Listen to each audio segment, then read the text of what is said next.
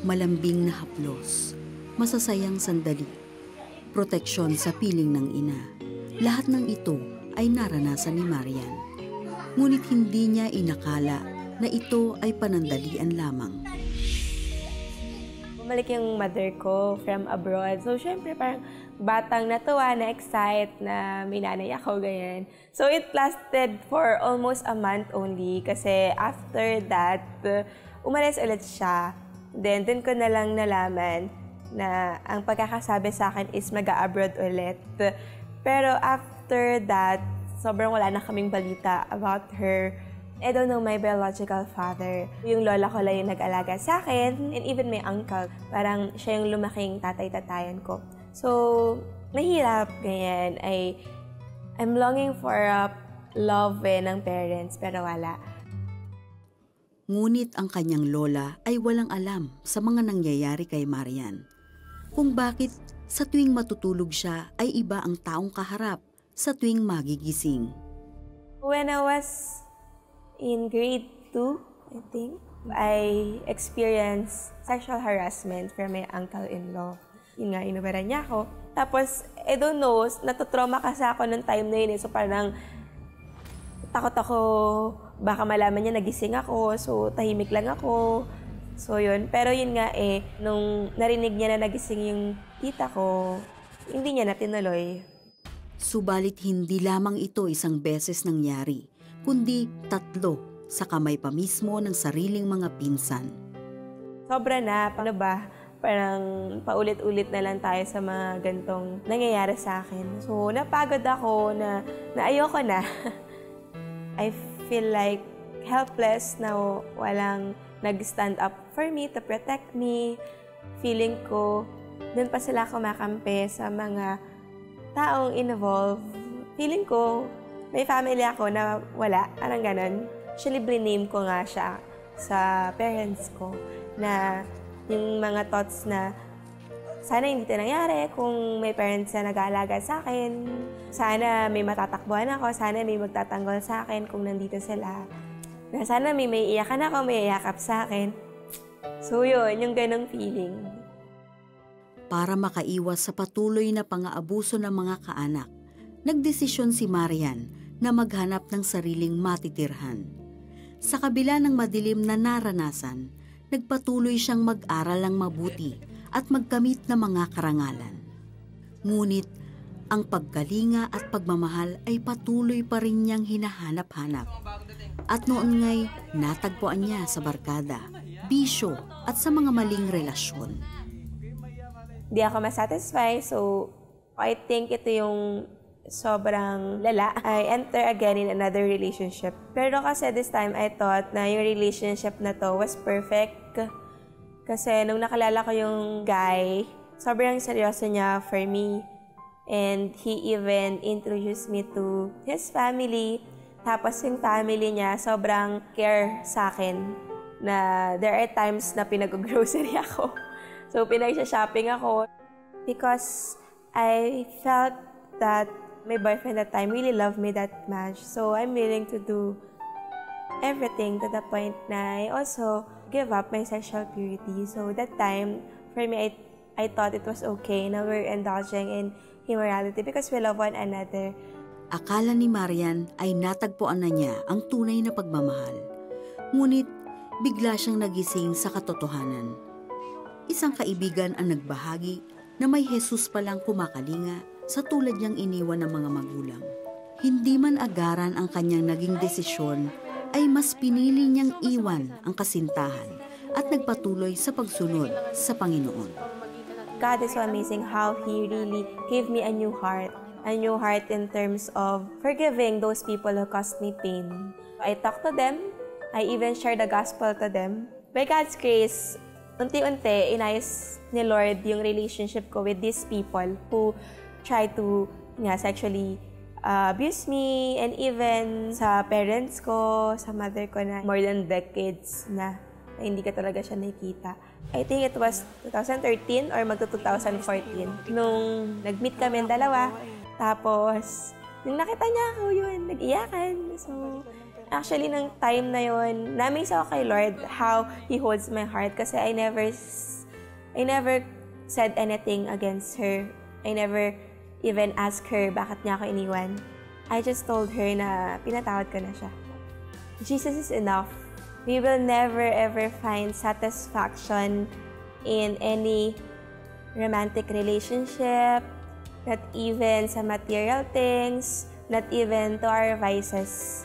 Nakita ko rin yung big picture ni Lord na yung sinabi ni Joseph na you meant it evil but God meant it for good. Na God allowed me to undergo all these pains, diba?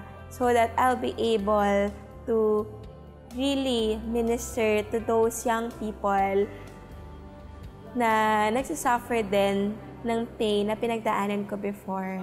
Na I'll be able to empathize with them and encourage them na if God is able, diba, to change my life, He is the same God who is willing and able to also change their lives.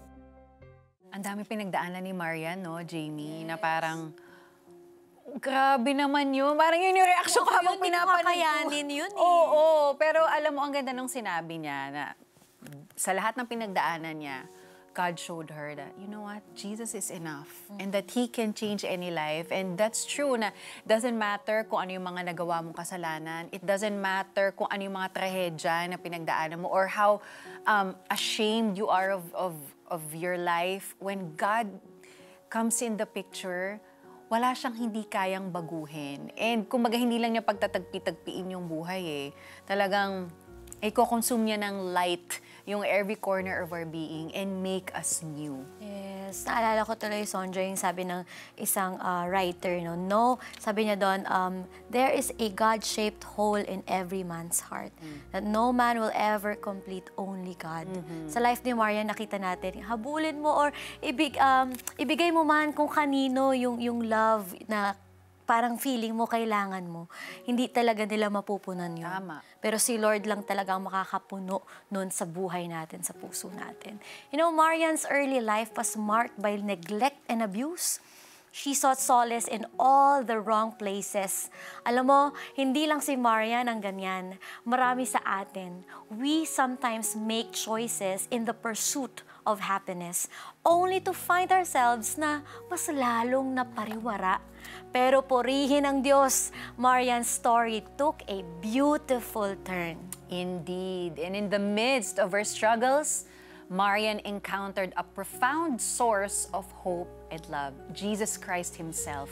And Marian's journey towards faith, hindi naman po yun naging instantaneous. It was a long and challenging process na may doubts, may fears, pero ultimately, talagang God enabled her to choose God's path over her own desires. Grace pa rin ni God. Right. Marian's remarkable change is a powerful reminder to us that no matter how dark our past may be, there is always hope in the love and grace of God. Sabi nga sa Jeremiah 29:11, di ba? For I know the plans I have for you, declares the Lord, plans to prosper you, not to harm you, plans to give you hope and a future. Kaya naman, kung ikaw ngayon ay nanonood, I want you to know this, hindi aksidente na nandito ka ngayon. And maybe some of you, you are experiencing abuse, no, from the past, and maybe right now, present situation mo yan. I want you to know that the Lord is close to you. The Lord is close to the brokenhearted. And so, sundan mo ko sa panalangin. And the Lord wants to hug you and yakapin ka literally ngayon sa iyong buhay. Sabihin mo itong panalangin na to. Sabihin mo, Lord Jesus, malapit po ako sa iyo. I am broken. Nahihirapan na po ako sa aking sitwasyon. But Lord, today, I surrender. I surrender my life. I surrender my soul to you. And Lord, rescue me. Father, I accept you as my Lord and Savior. And Lord, humihingi po ako ng tawad sa lahat ng aking nagawang kasalanan.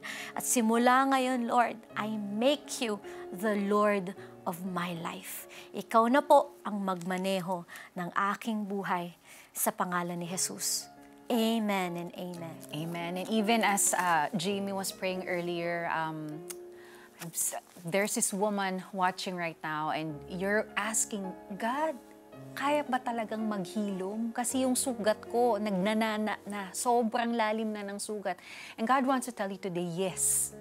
Because there is no wound that I can fully heal. At hindi lang basta heal, but God wants to give you a new life. So be encouraged. So if that's you, allow me to pray for you, Lord. Thank you that you are the God who heals. And there is no wound in our souls that you cannot heal and that you cannot make new. Lord, we thank you for renewed hearts right now in the name of Jesus.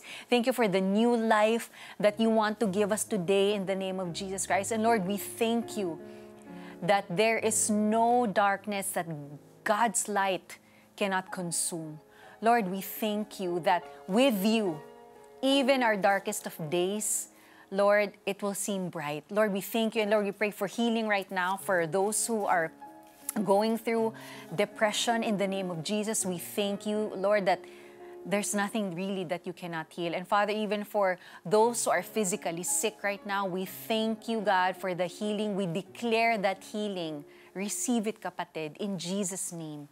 Amen. Panginoong Jesus, natanggap ko po kayo na aking Panginoon at tagapagligtas. Sumabay ka ba sa panalangin upang tanggapin si Jesus? Narito ang CBN Asia Prayer Center para sa iyo 24/7 upang tulungan kang magsimula ng panibagong buhay na punong-puno ng pag-asa, kapayapaan at tagumpay. Just text YES, your name and location o mag-chat sa The 700 Club Asia Facebook Messenger.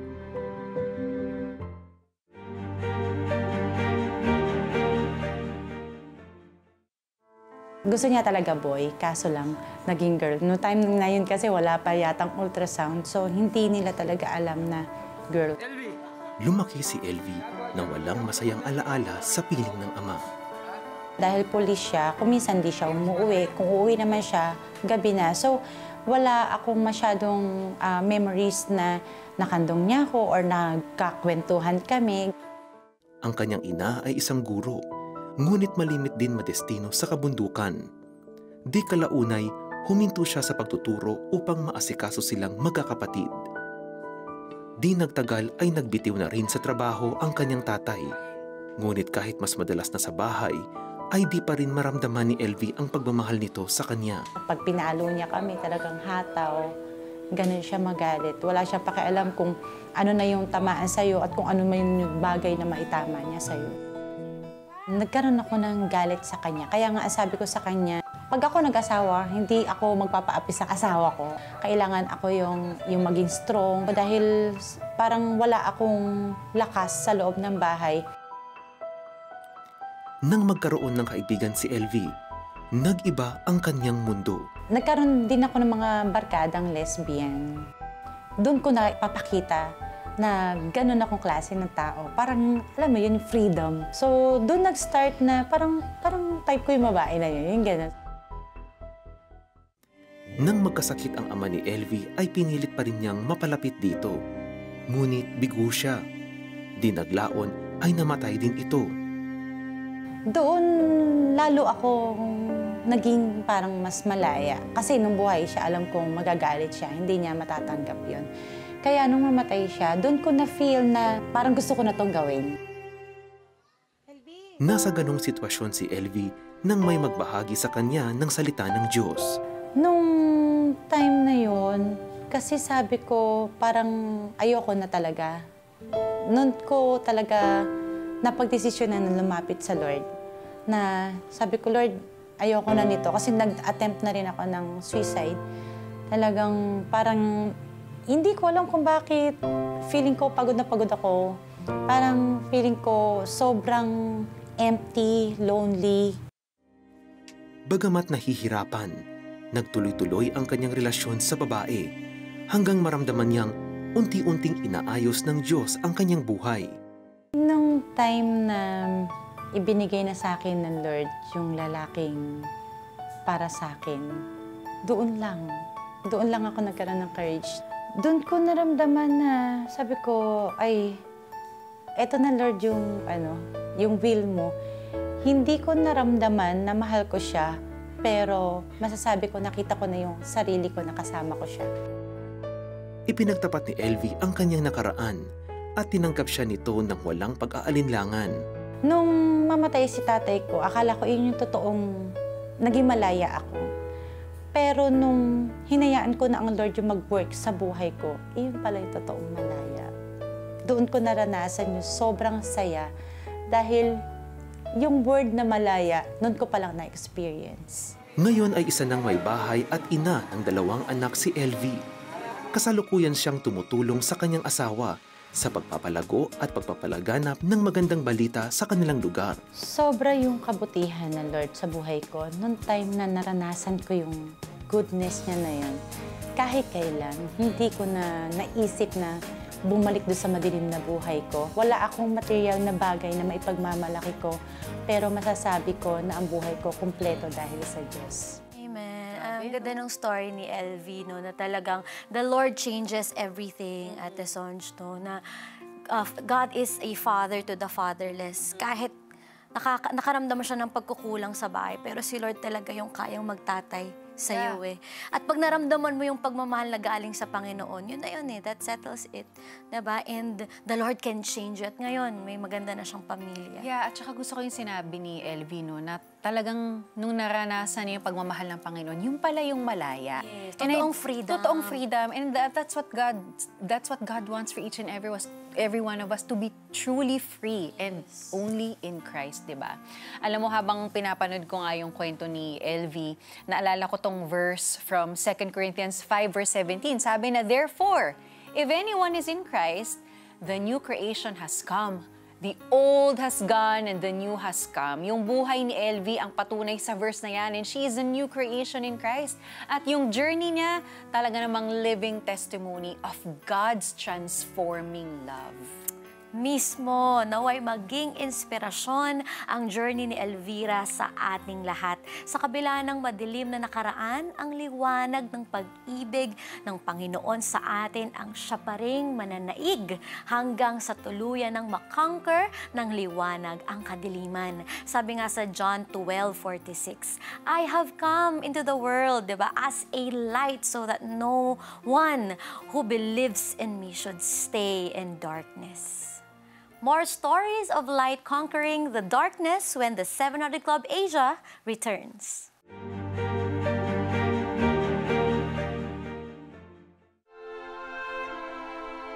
Ang tagapagtanggol ng bayang Israel, hindi natutulog at palaging gising.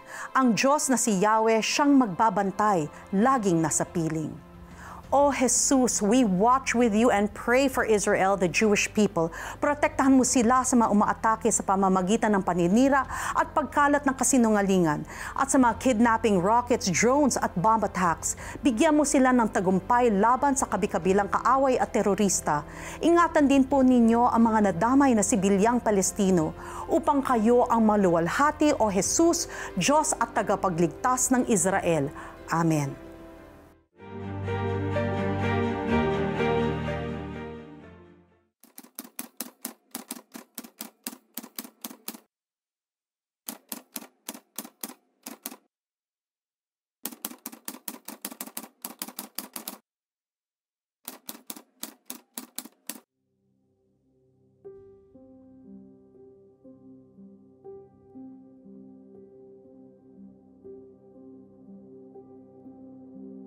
Isa siyang mapagmahal, maalalahanin, may paninindigan siya. Siya po yung klase ng tatay na lahat gagawin, maitaguyod lang yung pamilya niya.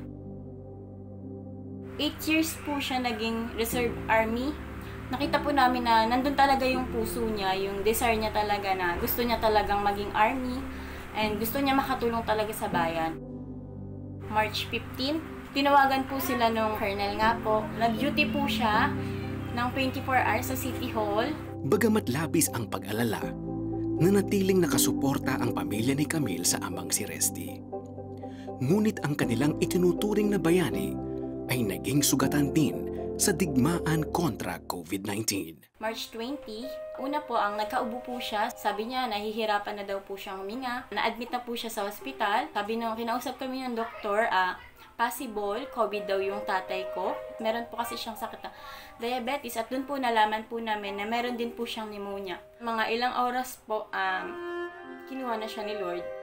Parang napakadilim ng buhay naming pamilya. Napakahirap na umuwi yung tatay mo, abo na lang. Hindi namin siya nakita sa huling pagkakataon. Hindi namin sabi sa kanya kung gano'n namin siya kamahal. So, napakahirap po nung time na yun. Nung time na yun, parang gusto ko na rin sumuko. Kasi, sabi ko, bakit ba kailangan pagdaanan namin to? Hindi pa rito nagtapos ang kanilang kalbaryo. Itunuring na person under investigation ang buong pamilya ni Camille dahil sa exposure sa kanilang ama. Sumailalim sila sa test. Ang resulta, 3 negative. Ako po yung nag-positive. So, sobrang na-shock po ako that time. nakaranas ng mild symptoms si Camille. Agad siyang dinala sa isang quarantine facility upang magamot. Sa kanyang pag-iisa, hindi na ialis sa isip ni Camille ang pangamba. Paano kung hindi ako manalo sa laban na to? Kasi hindi lahat nakaka-recover. Hindi lahat nananalo. So, andun yung takot ko na baka isang araw, hindi rin ako makauwi sa pamilya ko. Sobrang sakit na isipin mo na may virus ka sa katawan which is hindi mo nakikita. Hindi mo kasama ni isa sa pamilya mo. Walang pwedeng mag-alaga sa'yo. Walang pwedeng dumalaw sa'yo. Lalo na yung kalungkutan pag naalala mo yung tatay mo. Sobrang hirap po nung pinagdaanan ko. Sa puntong yun, walang ibang naging sandigan si Camille kundi ang Panginoong Diyos. Hiningi ko lang po yung kapayapaan kay Lord. Hiningi ko lang po yung kalakasan sa Kanya. Even yung kagalingan talaga. Totoo talaga na ang pinaka-importante sa lahat is yung relation mo kay Lord. Pinamukha sa akin ni Lord na wala kang magagawa pag wala ako sa buhay mo. Nagbasa ng Bible. Everyday, nag-pray ako. Devotion talaga eh. Nararamdaman mo talaga na nandun si Lord. Kasama mo talaga siya dun sa battles mo. Unti-unting nakarecover si Camille sa kanyang karamdaman. Ibinahagi rin niya sa kapwa niya COVID patients ang pag-ibig ng Diyos. Sinishare ko sa kanila na kahit na anong sitwasyon pa yan, si Lord lang yung makakatulong sa atin. And even sa online, nagkakaroon po kami ng Bible study ng pamilya ko. Ilang linggong namalagi si Camille sa quarantine facility. May 6, 2020, nakatanggap siya ng balita. Nalaman ko yung result. Ang sabi sa akin is, Ma'am, negative ka na po. Grabe po yung saya. Hindi ko maipaliwanag, sobrang saya ko that time. Talagang sa isang iglap, kayang gawing milagro ng Panginoon. And then that time din po, hindi ko na-expect na pagka alam ko ng result is makakauwi din po ako agad sa pamilya ko. Never niya akong iniwan. Even on my darkest night, talaga na nandun siya. Hindi niya ako pinabayaan sa journey ko na yon. So, ayun po yung nag-push sa akin para patuloy na lumaban dun sa sakit na pinagdaanan ko. Hindi lamang si Camille ang nagtagumpay sa laban na ito, kundi maging ang kanyang ama. May plano pa pala talaga ang Lord. Si ate po, ginamit siya ni Lord para makakilala si Papa before siya mamatay. So, napaka-thankful po namin kasi during his battles po, nakita po namin na talagang tinanggap niya si Lord sa buhay niya, even sa huling pagkakataon niya. Even na natalo siya sa COVID, natalo siya sa virus, namatay siya, but still, alam ko na panalo siya at panalo yung pamilya ko. Si Jesus talaga yung sandalan ko, siya yung fortress ko, siya yung refuge ko. So, si Jesus po talaga ang dahilan ng lahat kung bakit ko na ipanalo yung laban ko. Yun, ganda naman no? Talagang si Lord ang dahilan para maipanalo ko ang laban ko. Ang ganda sinabi ni Camille. Kasi that's true eh. The Lord uses circumstances, mga situations no, sa buhay natin para mas mag-cling tayo sa Kanya eh. Mas lumapit pa tayo sa Kanya eh. Pag walang hirap, wala, chill na lang tayo talaga. Pero pag may mga ganitong challenges talaga, di ba, Ate Sonj, mas napapalapit tayo sa Panginoon. And actually, ang daming tao, ganun yung naging kwento nila during the height of COVID season, di ba, na in quarantine, that's when they encountered God. Alam niyo po, dahil sa pinagdadaanan ng buong mundo nitong mga nakaraang taon, I'm sure marami sa mga tao na nagtanong nito, Jamie, no, na, nako, akala ko ba God is love? Bakit hinahayaan ng Lord ang kahirapan at kung ano-anong trahedya sa mundo kagaya ng pandemic? Ngayon, medyo endemic na tayo, pero ngayon naman may gera, di ba? So, anong thoughts mo dyan, Jamie? O, di ba, ang lalim ng tanong ko? Ba't ganun ang lalim ng tanong mo ngayon? Okay, actually, Sonja, ready ako ngayon. Oh, yes! May pa-note si Jamie. Pero hugot ako dun sa story ni Camille. Kasi totoo yun eh. God uses circumstances, di ba? Para mas mapalapit tayo sa Kanya. Actually, ate, I call it not suffering, pero stretching. Pag may mga gitong mga circumstances sa buhay natin, nasa stretch tayo eh, di ba? Mas nakukuha natin yung greatest potential natin, di ba? Pero yeah, it's not that God allows suffering, di ba? Minsan kasi yun yung result lang ng mga wrongdoings natin. Consequences, di ba? Sabi nga sa Bible, for the wages of sin is death, di ba? May kabayaran yung mga nagawa natin. May result yung mga wrongdoings natin. And second kasi is that we suffer kasi we live in a fallen world. Diba? Yun yung consequences ng kasalanan na makikita yan in Genesis chapter 3. And I think lahat naman tayo, no, nag-commit ng sin. Wala namang perfect. Ikaw ba, ate? Diba? Ako din, hindi, diba? And diba? And yeah, sa actions natin, so instead na magreklamo, diba? Ang tanungin natin is, bakit ganito may suffering? Ba't ganito nahihirapan ako? Maganda siguro na sagot is this, Lord, how can I see you in my situation? Yeah. How can I experience you, Lord, in my suffering? And let the Lord, ayun na nga, mas kumilos sa buhay mo, sa situation mo na yan. How about you, Ate Sonja? Ayun, I guess jumping from what you said also, I guess our sufferings, they don't have to be punitive, na parang ikasira yung ng buhay natin. But when we allow God in the picture, these sufferings can be transformative. It can transform us, 'di ba, into Christ-likeness, hopefully talaga. Yun ang goal, 'di ba? You know, our finite mind cannot explain why there is suffering in the world. We cannot control it kasi, no? Pero ang Panginoon lang ang may control ng lahat. The only thing that we can control is ourselves. Ang perspective natin, 'di ba? We can decide how suffering may impact us and what it can make us become. Tama ka dyan, Jamie. Sa John 16:33 nga si Jesus na nagsabi nito, I have told you these things so that in me you may have peace. In this world, you will have trouble, but take heart. I have overcome the world. Nanalo na siya, di ba? God's purpose in this life naman talaga is not to eliminate human suffering. It's beyond that. He wants to redeem it, to transform it into blessings and healing, even in the face of evil and pain. And that is the profound mystery of the cross. Through Christ's suffering and death, evil is being conquered and new life is emerging. May God bless you and keep you, and may He make His face shine upon you and give you peace. See you next time! Bye! Ngayong Huwebes, binatang nasangkot sa pagbibenta ng droga, nasaksak sa isang engkwentro. Titigil na kaya siya? dahil sa matinding kalungkutan, tinangka ni Rods na magpakamatay. Matuto mula sa mga expert na maghahatid ng mga aral para maging magaling na leader sa tahanan, trabaho o sa ating community. Lahat ng yan dito lang sa The 700 Club Asia. Huwebes, alas 12 ng gabi sa GMA.